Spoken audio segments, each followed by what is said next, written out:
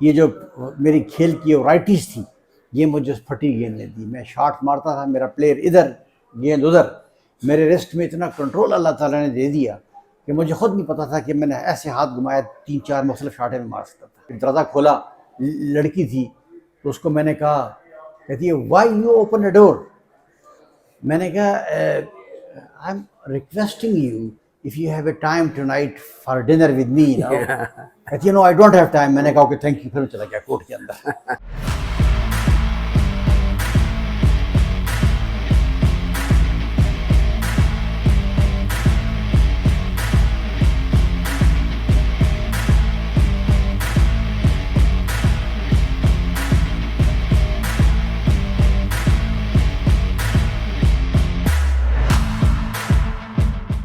आज जिक्र स्क्वाश के दो ऐसे खिलाड़ियों का कि जो स्क्वाश कोर्ट में तो एक दूसरे के लिए सख्त जां हरीफ थे, लेकिन इनकी दोस्ती मिसाली, एक दूसरे पर जान देने वाले दोस्त जिनकी दोस्ती को 50 साल से भी ज़्यादा अरसा हो गया, लेकिन ये दोस्ती आज भी मिसाली और कायम व दायम है। कराची में होने वाली वर्ल्ड अंडर 23 स्क्वाश चैम्पियनशिप में ये दोनों खिलाड़ी काफ़ी अरसे के बाद जब एक दूसरे से मिले हैं, तो मेरे लिए भी ये एक बहुत ही अच्छा मौका था कि इनके साथ बैठकर पुरानी यादों को ताज़ा किया जाए। जी हाँ, मैं बात कर रहा हूँ स्क्वाश लेजेंड कमर ज़मान और गोगी अलाउद्दीन की। कमर ज़मान और गोगी अलाउद्दीन को एक साथ देखकर सबको 1975 की ब्रिटिश ओपन स्क्वाश चैम्पियनशिप याद आ जाती है। जी हाँ, जिसके फाइनल में इन दोनों के दरमियान मुकाबला हुआ था, जो कमर ज़मान ने जीता था। और इस यादगार फाइनल को 50 साल भी मुकम्मल हो चुके हैं और दोनों खिलाड़ी आज भी उन लम्हात को याद करके खुश हो जाते हैं। सामने बिठा के, आप सामने बिठा करके मुझे उससे दोबारा पिटाई चाह रहे हो उसकी आप। रशीद भाई अल्हम्दुलिल्लाह, अब तो बस वो यादें रह गई हैं। अल्हम्दुलिल्लाह, सबसे बड़ी बात तो ये थी मेरे लिए कि मैं उसमें 8 सीट था उसमें, और मेरे बारे में उसने रेक्स बेलरमी ने जेफ हंट से पूछा था। उसने कहा कि if you don't win this tournament who you reckon second and who will be third. तो उसने कहा कैनिस को, फिर उसने कैमरन कैरो को कहा, फिर उसने गोगी अलाउद्दीन का कहा, फिर एडी जान का कहा। तो रेक्स बेलरमी उसको बोलता है व्हाट अबाउट मिस्टर ज़मान। कहता है he is a strokes player, we can handle him. ये उसके लफ्ज़ थे जो उसने बाद में लगाए, मैच के बाद उसने लगाए। तो मैंने उसको 2 घंटे 17 मिनट के मैच के बाद क्वार्टर फाइनल में शिकस्त दी थी। लॉन्गेस्ट मैच था उस वक्त तक वो हिस्ट्री का, 2 घंटे 17 मिनट, जो बहुत बड़ा मैच, बहुत लंबा चला था उसमें। उसके बाद फिर मैं सेमीफाइनल में एडी जान को मारा, फाइनल में मैंने ये इस बरखुरदार को मारा। अभी आप कहते हैं तो मैं फिर एक लगा देता हूँ। तो अल्हम्दुलिल्लाह उस वक्त एक्सपेक्टेशन, अच्छा ये गोगी और मैं बैठे थे उसके अंदर रिसेप्शन के अंदर, तो लोग आके गोगी को मुबारकबाद दे रहे हैं, गोगी मुबारक हो यार, गोगी मुबारक हो। मैं बैठा हूँ यार, मुझे मुबारक नहीं दे रहा, इसको दे रहे हैं यार। उनका ये ख्याल था गोगी ने एक कमर को मारा ही मारा। तो मैंने इसको 3 स्ट्रेट जीता इसको, क्योंकि मैं उससे कॉन्फिडेंस मेरा डेवलप हो चुका था हंट को मारने के बाद। तो ये एक याद है, और आपने उन यादों को इकट्ठा बिठा दिया आज फिर। गोगी अलाउद्दीन इतना तवील अरसा गुजर जाने के बावजूद आज भी ये कहने पर मजबूर हो जाते हैं कि उनके साथ क्या हो गया था, वो क्यों ब्रिटिश ओपन नहीं जीत पाए। जहाँ तक कमर ज़मान का तल्लक था, वो तो मुझे अंडरस्टूड था जब इसने जेफ हंट को मारा था ना। तो वो जो भी ये कह रहे हैं, रेक्स बेलरमी हो गया, डिकी रेटनर, उन्होंने आर्टिकल लिखे थे मेरे बारे में कि final will be one sided, लेकिन कमर आउट क्लास खेला। मुझे आप भी समझ नहीं आई कि ये हुआ क्या मेरे साथ। उस लेवल के ऊपर मैं गया हूँ, जैसे कि 76 का मैं कराची में भी बड़ा लंबा मैच जेफ हंट को भी मारा, जीता भी। लेकिन ब्रिटिश ओपन है। एमेचर्स तो ठीक है, मैं जीता था, लेकिन जो ब्रिटिश ओपन है ये मैं देखता हूँ, देखे माशाल्लाह कैसी पिक्चर्स हैं इन लोगों की।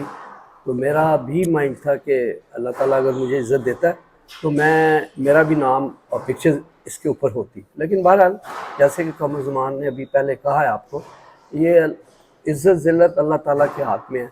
लेकिन कोशिश थी मेरी, मैंने भी बड़ी मेहनत की थी उस लेवल के, क्योंकि मेरी हिस्ट्री अगर देखें पंजाब से, मैं वाहिद था या मेरा भांजा था, बाकी तो इन लोगों की फैमिली गेम्स थी। सारी उम्र पेशावर से नए लड़के निकले हैं, इनकी पास की हिस्ट्रीज भी देखें। मेरी हिस्ट्री यही थी, मैंने मेहनत बहुत की थी, तो मैंने भी अचीवमेंट की, लेकिन उस लेवल के अल्हम्दुलिल्लाह मैं बहुत खुश हूँ। किसी किस्म की मुझे कंप्लेन नहीं है ज़िंदगी में। और आपको क्या चाहिए ज़िंदगी के अंदर? वो दौर स्क्वाश का सुनहरी दौर था जिसमें दोस्तियां ज़रूर थीं, लेकिन स्क्वाश कोर्ट में कोई भी किसी खिलाड़ी को रियायत देने के लिए हरगिज़ तैयार नहीं होता था, बल्कि गोगी अलाउद्दीन के घर वाले तो उनसे किसी बात पर नाराज़ भी हो गए थे। ये जो स्क्वाश है ना, इसके अंदर प्रोफेशनलिज्म बहुत था उस दौर में, हमारे दौर में गिराना बहुत था। बाहर हम एक दूसरे के साथ बहुत करीब थे, लेकिन कोर्ट के अंदर है ना, हमने कभी किसी को स्पेयर नहीं किया था। अब आप पुरानी बात आपने की है, मेरा नेफ्यू था सुहेल कैसर, वो और हम लोग पेशावर में इनके उधर शायद ट्रायल्स हो रहे थे, तो ज़ाहिर है मेरा एक रिलेशन था, मेरा वो भांजा था, तो घर में बड़ा मसला बना। तो वो कह रहे हैं ये भी अभी नया नया आया बच्चा, इसको आप छोड़े। मैंने कहा बात सुने, अभी मैंने खेलना है, जो भी मेरा रिलेशन था, घर में बड़ी लड़ाई हुई, इसको अगर एक दो मैचेस में छोड़े, मैंने कहा नहीं। मैंने 3 स्टेट लगाया, बड़ा अखबारों में भी आया, तो उसने अपने भांजे को भी। तो कहने का मकसद ये है कि जो लेवल था उस दौर का पाकिस्तान की तरफ से, वो टोटली कुछ और था। अब आप देख लें, हिस्ट्री देख लें, ये बहुत बहुत बड़े जो हमारे सीनियर मोस्ट थे, जैसे कि हाशिम खान साहब मरहूम, ये जो रोशन खान साहब हैं, या शरीफ खान, में छोटा सा होता था क्या, जिस तरह हिडी मारता था बॉलें, उस तरह ये अपना महिबुल्ला सीनियर बॉलें मारता था। बड़ी वो लेवल ही कुछ और था स्क्वाश का। कमर जमान 1975 की इस ब्रिटिश ओपन में एक तरफ तो हरीफ खिलाड़ियों से मुकाबले कर रहे थे, लेकिन उनका असल मुकाबला तो किसी और से था। एक तो मेरी अकलदार उन्हीं दिनों में छाली निकलनी शुरू हो गई। मुझे इसमें ये लेफ़्ट साइड मुंह मेरा सूजा होता था। अच्छा, दांत खुलते नहीं थे, तो मैं 3-4 दिन से खाना भी सही नहीं खा सक रहा था। डॉक्टर को दिखाया, उसने कहा ये निकलेगा नहीं, इसके लिए आपको 1 हफ्ता ये गोली खानी पड़ेगी। खैर मैं सूप पीता था।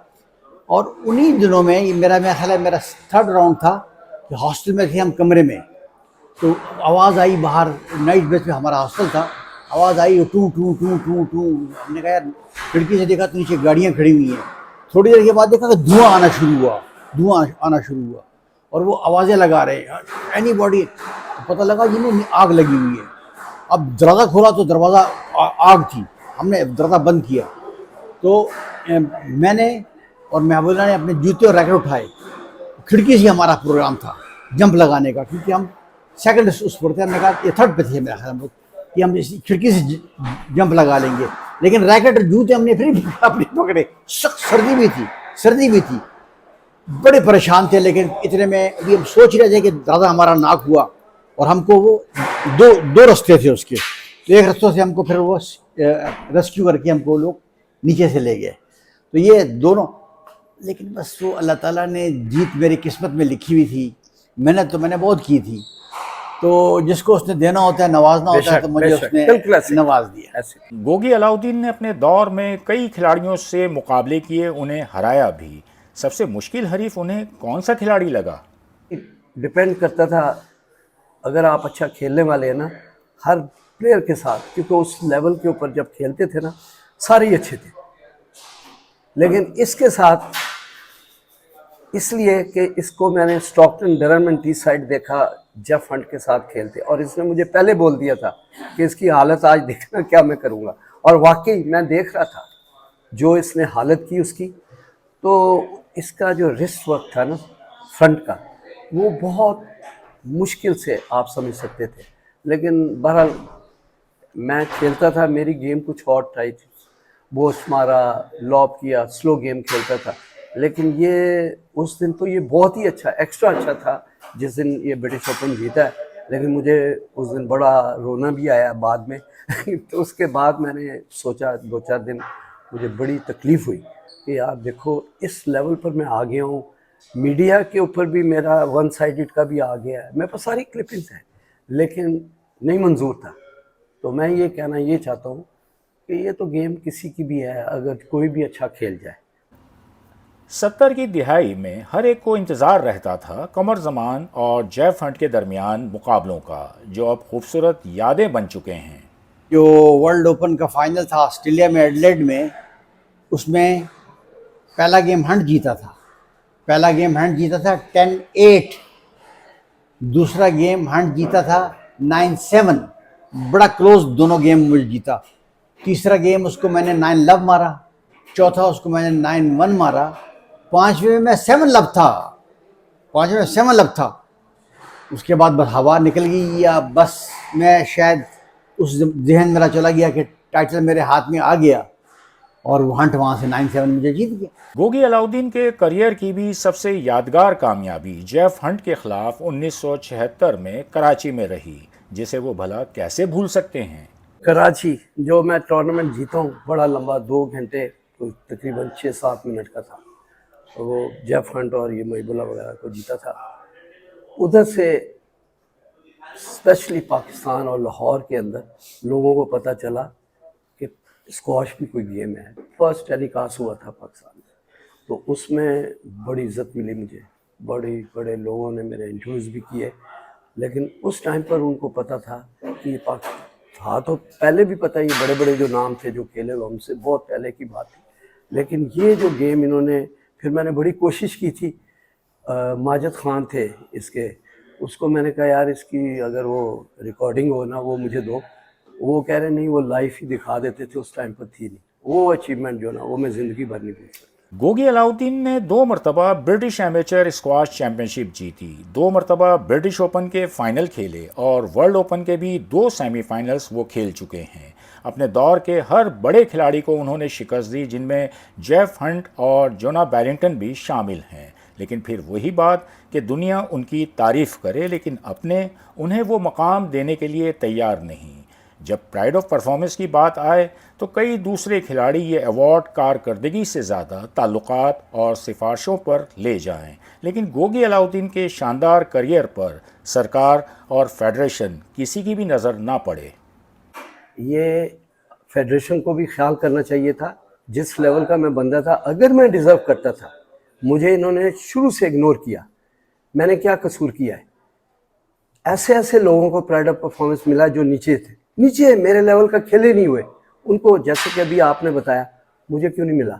मैंने 2-3 प्लेटफॉर्म के ऊपर मेरे इस तरह इंटरव्यूज़ हुए हैं, देखा खुदारा फैक्ट, सच्चाई, अगर मैं डिज़र्व करता था तो मुझे मिले, अगर मैं डिज़र्व नहीं करता मुझे मत मिले, क्योंकि मेरी आदत नहीं है आगे पीछे होना, ना मैंने कभी लाइफ में, इसके साथ मेरा बहुत पुराना रिलेशन था। जहाँ तक मकसूद की बात है, ये जितना भी प्लेटफॉर्म है वो खेला हुआ है, उसका हक है। अगर आप इधर पिक्चर्स वगैरह लगाते हैं तो जिसका हक है उसको, जैसे कि अभी आपने प्राइड ऑफ परफॉर्मेंस की बात की है, वो मुझे अगर मिलती है तो मेरा हक था।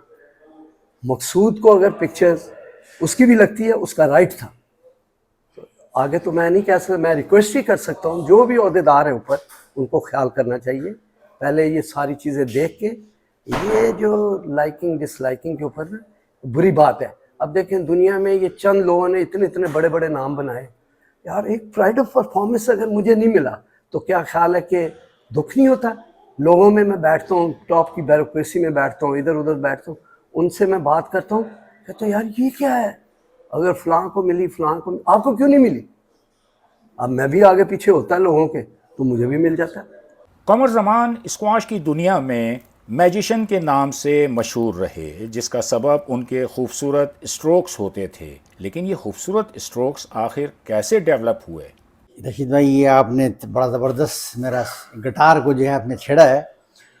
आप यकीन करें कि मेरा शौक़ था वो खेलने का। मुझे नहीं पता था कि मैं खेल रहा हूँ और मैंने वर्ल्ड चैम्पियन बन जाना है। मुझे तो मेरा ख्वाब ख्याल भी नहीं था, लेकिन मेरा दिल करता था खेलने को। मैं 3-3, 4-4 घंटे गेंद को अकेले मारता था। तो वालिद ने कहा कि यार फटी हुई तुम कमर जमान, 2 रुपये का गेंद दोगे तो 60 रुपये गेंद महीने खाड़ोगे, तुम्हारे ये बहन भाइयों को हम खाना इतने 11 का कहाँ से खाना खिलाएंगे। मैंने कहा बाबा फिक्र ही नहीं करो आप। और मैं फटी गेंद क्लब से जमा करके, वालदा सी करके ज़ोर से मारता, फिर फट जाती थी। तो मैं वो टक्कर करके छोटा, अगर कोई देखता तो कहता यार ये कौन सी स्क्वाश खेल रहा है, दीवार के पास खड़ा है, बोर्ड के पास, ये मारे जा रहा है, इट्स नो स्क्वाश। लेकिन बस मेरा तो उससे हाजमा पूरा हो जाता था, मेरा शौक़ पूरा हो जाता था। मुझे तो नहीं पता था कि कुदरत क्या करना चाहती थी मेरे साथ। अगर मुझे नई गेंद मिल जाती तो शायद मैं इतना खूबसूरत स्ट्रोक प्लेयर बन नहीं ना पाता। उस फटी गेंद ने मुझे, ये जो मेरी खेल की वराइटीज़ थी, ये मुझे उस फटी गेंद ने दी। मैं शॉट मारता था, मेरा प्लेयर इधर गेंद उधर, मेरे रिस्ट में इतना कंट्रोल अल्लाह ताला ने दे दिया कि मुझे खुद नहीं पता था कि मैंने ऐसे हाथ घुमाया 3-4 मुख्तलिफ शॉटें में मार सकता था। तो ये इसकी छोटी सी हिस्ट्री थी। ऋषि साहब, इसका जो सबसे मेन मैंने देखा है इसके कैरियर में, जेफ हंट इससे बहुत चालू था। पहले फूक तो निकलती थी क्योंकि ये फिजिकली स्ट्रांग नहीं था इतना। स्ट्रोक प्लेयर ये इतना अच्छा था कि वो रीड नहीं कर सकता था इसका। वो कोशिश करता था कि बॉल को ना ज़रा लंबा कर दे, लेकिन ये जिस तरह काटता था उसको मैं देखता था आगे पीछे, जिस तरह वो उल्टी सीधी गिरता था ना, तो मुझे समझ नहीं आती थी। उसकी वजह ये थी कि इसका जो फ्रंट कोर्ट था, उफ, मैंने नहीं ऐसे प्लेयर देखे, बहुत कम देखे। अब जहांगीर था, जानशेर था, वो जानशेर तकरीबन मेरे टाइप की मीडियम पेस पर। जहांगीर सीधी गेम खेलता था, तेज़ था, बॉल को अर्ली पकड़ता था दीवार से। इसकी गेम के अंदर वो जो आप क्या कह सकते हैं कि एक स्टाइल था, जो बंदा देखता था वो कहता था कि बॉल के साथ ये कुछ करता है। कमर जमान का सेंस ऑफ ह्यूमर भी कमाल का था, और ये तो वही बताएंगे कि उन्होंने किस खातून को डिनर पर चलने की दावत दी तो उन्हें क्या जवाब मिला था। दुनिया कहाँ कहाँ से प्लेयर आते देखने के लिए, मैं खुद हैरान था यार। और ये डांस भी बहुत अच्छा करता था। कोर्ट के अंदर जब ऊपर सारे बैठे होते थे ना, जब ये जाता था ना वो क्लैप करते थे, तो ये आदत थी खुशी से ये डांस गेम से पहले ही है ना। ऐसे ही है, मतलब मैं कोर्ट के अंदर मजाक भी कर लेता था, लेकिन मैं कंसंट्रेशन लूज नहीं करता था। रेफरी के साथ मैं लड़ता नहीं था, रेफरी के साथ मैं मजाक करता था, अपने गुस्से का इजहार मजाक में करता था, उसके साथ मजाक में करता था। लाइक मैं एक दफ़ा एक ब्रिटिश ओपन खेल रहा था, तो वो मेरे खिलाफ पॉइंट दिया, तो मैंने उसकी अपील की, तो उसने नहीं सुना। मैंने दरवाज़ा खोला, लड़की थी, तो उसको मैंने कहा, कहती है why you open the door. मैंने कहा I am requesting you if you have a time tonight for dinner with me. कहती है no I don't have time. मैंने कहा ओके थैंक यू, फिर मैं चला गया कोर्ट के अंदर। वो पब्लिक सारी पागल हो गई, इसको वो क्या ही है। अपना गुस्सा में इस तरह उतार लेता था।